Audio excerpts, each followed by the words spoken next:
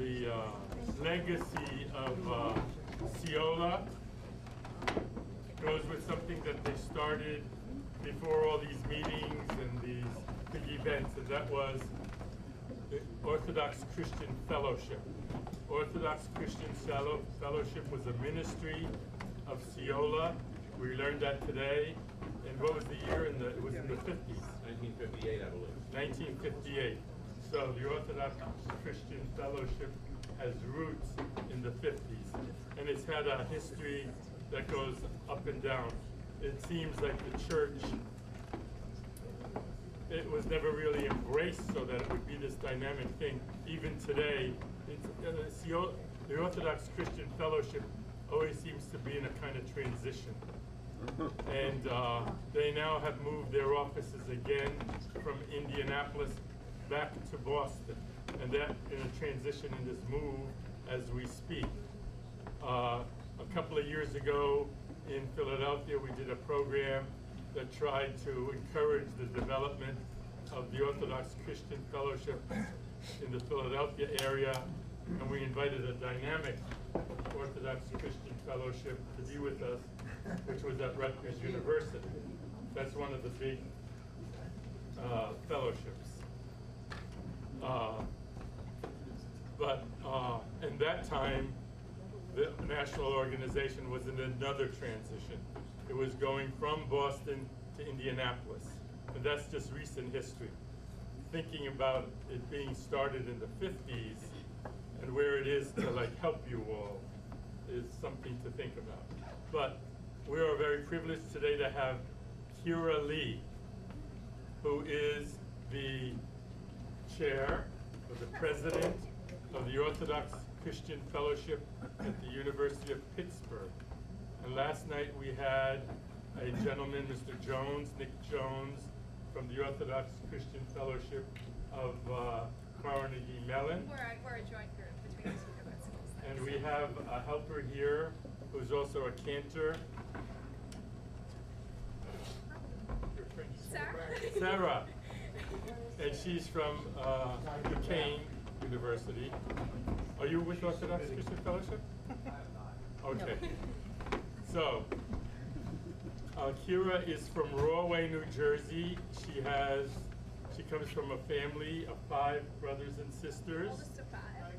She is studying a very interesting field. Computer engineering. Computer engineering, which is mostly to do with programming, she told me. What else? Her father is a convert to Orthodoxy, and her mother is a cradle Orthodox lady. They have experienced different jurisdictions. We go to a Carpatho-Russian church now, so we've been, Yep. My dad is Chinese, we're from all over. That's wonderful. So, you tell us about what's happening here, how you relate to what we were talking about. Okay, I really don't know anything, honestly, about the history of OCF, or how exactly we came out of CEOYLA, or even our national office right now. But what I wanted to talk about is what we're doing locally here in Pittsburgh. Good. So I think that's probably, I saw actually in the slides, the main purpose is to bring together all Orthodox people at the local level. So that's what we're trying to do. Our group is about we have more than 25 students from Pitt. A lot of us go to Pitt. CMU we're joined with. We have students from Chatham, from Carlow, there are a lot of universities right there in the Oakland area, neighborhood of Pittsburgh. And our goal is to help provide an Orthodox environment and a social setting that will help us Orthodox students stay connected to our faith and help each other grow in the church. So what we do, the main thing we do, our weekly meetings is Thursday nights at 7:30 at St. Nicholas Greek Church, Greek Orthodox Church in Oakland, right next to our campus. We have Vespers and a meeting and discussion with our group. We come in, we would have no problem coming in under the 150 person limit for the choirs, but we still have pretty good Vespers. So, and then and then our discussion, we talk about all kinds of topics. Just this Thursday, we talked about the merge streaming icon that was coming, that's been touring from Hawaii, that's been touring the country. It came from Pittsburgh over this week, and we discussed that. Some of us were able to go to the Roxas service and witness that. So we try and talk about things. We keep things very informal, very social, and like I said, we try and build up fellowship in an Orthodox community among the college students and among the young adults in the Pittsburgh area to keep people connected to the faith. Also, beyond our weekly meetings, we have a couple of special events we run every year. Coming up, we have our pre-Thanksgiving dinner before the Nativity Fast starts. We get together all of the young people from the Pittsburgh area. We throw a Thanksgiving dinner before the students leave for Thanksgiving break with their families. Cook turkey, it's a great time. We try to invite everyone, make it as big an event as possible. Over winter break, after Christmas, there's college conference. I had the t-shirt for it yesterday. College conference meets in different locations. The biggest one meets at the Antiochian Village in Ligonier, Pennsylvania. It's a gathering, maybe 200 college students from all over the United States gather for speakers, for services, for fellowship, every year for about 4 or 5 days between Christmas and New Year's. And it's a fantastic, I've gone the 2 years I've been at school. It's an amazing way to meet other Orthodox young people from around the country, from people maybe from your hometown who you didn't, people who you just never ran into. There's wonderful speakers. The first year I went, Father Thomas Hopko spoke, was the keynote speaker. There's a dance at the end of there's a social dance at the end of the conference. Workshop sessions on different topics relating to orthodoxy, theology, how to relate that to college campus, to the students, how to live out the faith in our lives. When Lent comes around, we have another national event, Day of Prayer, with the Orthodox for Clean Monday, the first day of the Great Fast. Different Orthodox OCFs around the country sign up for 1-hour time slots to meet and pray together. Over the course of, with all of us working together around the country, we're able to fill an entire day. For every hour, for 24 hours, someone somewhere is praying, college students. Our group locally during Lent, we do the full St. Andrew's Canon on the 5th Thursday of Great Lent. We have another party on Great Friday. Let me see. We run service projects. We've helped with we've been fortunate to have the opportunity to work with the food bank here at St. Mary's. Over spring break, OCF nationally runs what's called Real Break, mission trips to different places around the world, and Focus, the new Pan-Orthodox ministry, also ran a trip called Focus Appalachia that I was able to participate in last spring break. We went down to, where did we go? North Carolina, and were able to help with different charities and ministries around there.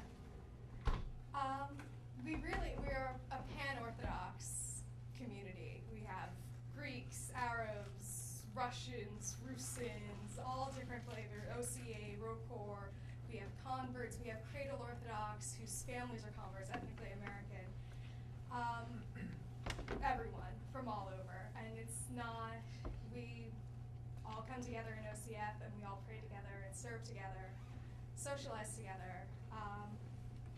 We're able to sort of break down the bond, we're stepping out of the ethnic things, focusing just on the faith and the important things. What's most important. We're supported by the Clergy Brotherhood of Pittsburgh. I sent out an email. We have, in order to help find us a chaplain for this year, within 2 hours I got emails from 4 different priests, people who are willing to help us out. So we have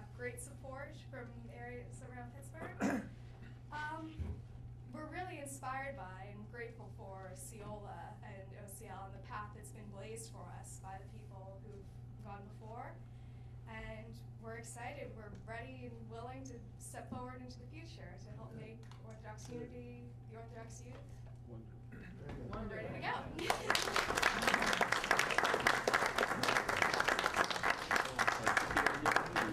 If you have any questions? I would like to invite you and your group and all Orthodox students that you come across to St. Nicholas Cathedral. We're having a spaghetti luncheon on October the 23rd. So pass the word around, and when you come there, you say you are the guests of the Garden Club, and if there's a problem, tell them to see John. Okay. How many young people are in your group? On our weekly meetings, depending on how many midterms people have, we have anywhere 5 to 15 people any week. We probably have a group, maybe 25 or 30 people rotate through over the year. Very good. Very good. What fraction are men and what fraction are women? That's an interesting question. Let me see. Let me think about just our meeting on Thursday. There was me, Sophia, Juliana. I think we were three women and 4 men on this last Okay, Thursday. so it's roughly that we passed. 50-50. We're pretty even. Yeah, different events will get different amounts. I've heard in the past there was a huge contingent of young men who were always very active, and they wondered where all the women are. And then I went to a couple events where there was only one guy. So. But on average, it's about 50-50. We're pretty balanced overall, I would say. Anything else? I like your logo on your shirt. Yes. Pittsburgh, Change OCF. it. I don't like Pittsburgh. Go Steelers. Change the T's to crosses. I'll think about it, yeah. Make the With the T's same crosses. Sure. Yeah, the Romanian colors. Well.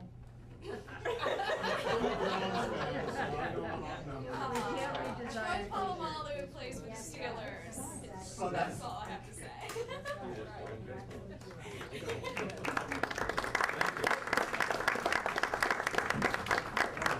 Thank you. That was a terrific overview of Pittsburgh. And 2 of our members in Cleveland, we're going to give you 5 minutes to tell us. They have helped develop the Orthodox Christian Fellowship in Cleveland area, and I think it's unique and a model. What I'll tell you is what all of you can do to help foster the program. I'm talking about the adults here, because the testimony you heard from that young lady and the energy and the happiness of merging with her fellow Orthodox, you hear from all the kids that get together at the schools. Because, George and I hear that all the time when we see our kids together. They love getting together with their fellow Orthodox. When they go to school, they're lost, they're lonely. And when they meet fellow Orthodox, they love it.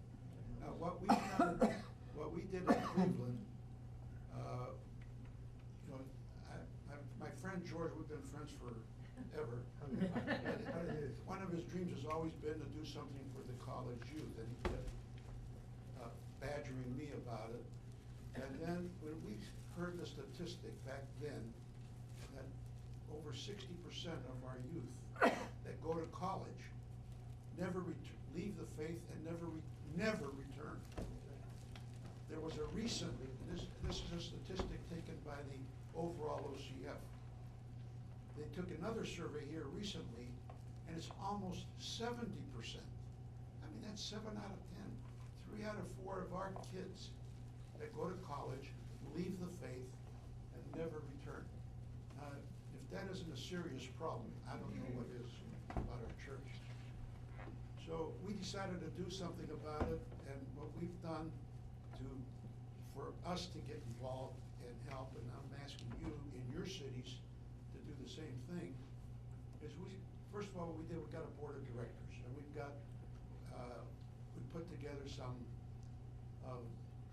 very known people in the city, like 2 of them was Alex Matsoukas, who was the editor and publisher of the Cleveland Plain Dealer, Mayor Georgie Wheelo, who was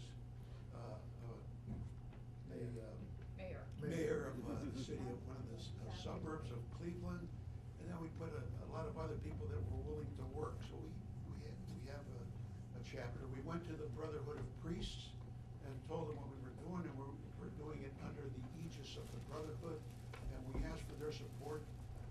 And we said we'll start off by raising money, through various means to support this program, but we want that to gradually winnow down and taken over by the churches. Now we have 25 churches there in the Cleveland area, and we're slowly gaining. We're up to about 8, but more and more of them are seeing the program. The program's now 6 years old, and we were able to set up chapters in four schools: in Cleveland State University, Baldwin Wallace, Case Western Reserve, and John Carroll University, which is a Catholic school. And we've got the 4 chapters, and they're all operating. Priests have jumped in. They're chaplains. They give the kids. When we did this, Father Nasser, who was at Ligonier, came and helped us and spoke to us. And he says, keep it social, because the religion part of it will come, but keep it social.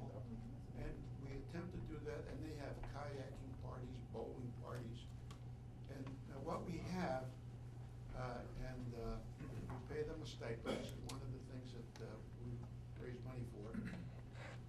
We have a couple, a Serbian couple, that are the program coordinators for this, Milan and Mira Damjanovic, and they're dynamo. They're the ones that are really the hands-on people that keep it up. They've set up a website. They stay in contact with all the students. They call them up.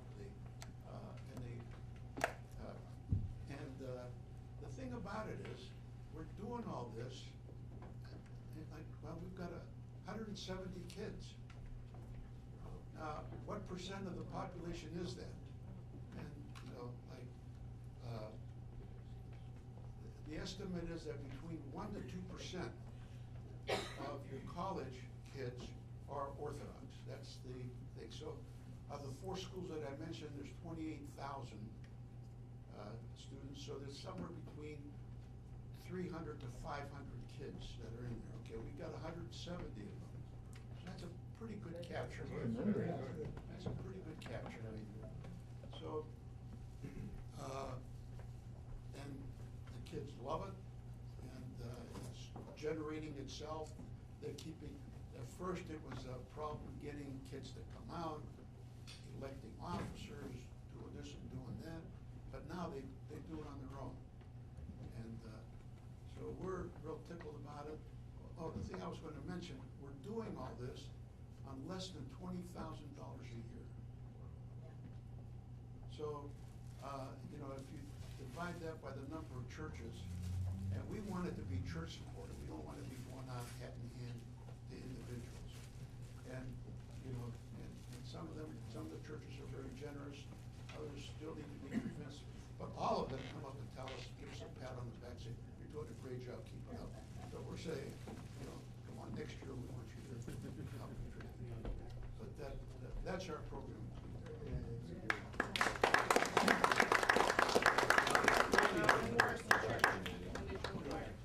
Andy, we talked about this last night too, and I think it's a great program, but it should be, once again, we're all, other towns reinvent the wheel. Do you think it would be useful, because I always try to relate things concretely, is there a commission on the Assembly of Bishops for the bishops to tell their priests, look, when your kid gets into 8th grade, we all know, 10th, 11th grade, we all know they go on college tours. They look around. Priest, meet with your 16-year-old and their parents. What are the schools on your list? When you go to check out the party joints, you check out the student union, you check out everything else, here's 2 or 3 Orthodox churches in that town. I want to know, I baptized you. I wanna know where you're going. And they give you a letter of transfer to that priest and to that OCF. Do you think, I mean, I don't know if it's enforceable, but I think to What give. we try to do in Cleveland, we go to the priest over the websites and letters, and we go to meet with the brotherhood every once in a while. And we ask them for names Right. of kids that are going to the college. And so we try to work it that way, word of mouth. And that's, as the chapter grows, word of mouth becomes, works a little better. At the beginning, you really gotta go out and hustle to get kids to come in. One other thing I should mention, working with the national office has been trying, because the national office, Scoba, who started it, they sent them out, they said, here's a OCF. There's a big program that you've got to do. I said, go raise your own money. They didn't fund them, that I'm aware of. There's no funding. So, as far as getting materials, we go up and ask for materials for this, so they don't have the money to really oversee and prosecute a program like it should be, like the other faiths do, like the Jews or some of the Protestant faiths. They don't, so to me, that's a big glaring deficiency. The national office needs to be well-funded, broader, and more people. Thanks.